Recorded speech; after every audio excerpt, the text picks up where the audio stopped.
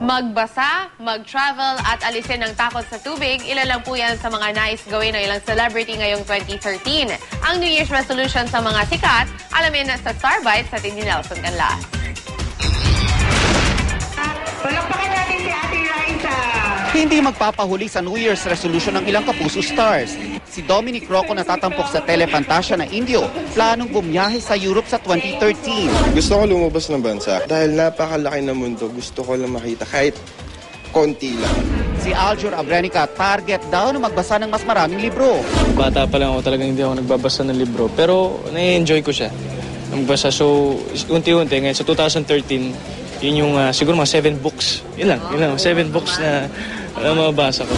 Habang pagbubutihin naman daw ni Mark Heras ang kanyang trabaho.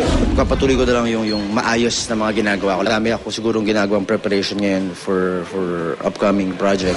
Hindi naman hinintay ni Raisa Sinon ang bagong taon para sa kanyang resolution at sinisimulan na niyang i-conquer ang kanyang takot sa tubig. Actually, ngayon nag-start na ako parang nag-swim, Pero ako lang, takot kasi ako sa dagat Takot ako sa tubig.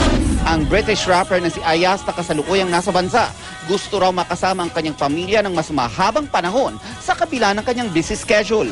I mean, I must try to Skype them. I'm gonna try to Skype them, see if we can't get some signal someplace, but I know they want to be here and I want to be there with them too. Nakatakda namang magpa-opera sa lalamunan si superstar Nora Honor sa susunod na taon. Kailangan matupad yung pangako ko na magko-concert ako. Pero meron nga bang New Year's resolution si Ate Guy? Sa tigas ng ulo ko, wala. Kasi mangangako ako. Pagkatapos, hindi ko rin matutupad. So, nagkakasala ako lalo noon. Nelson Canlas, GMA News.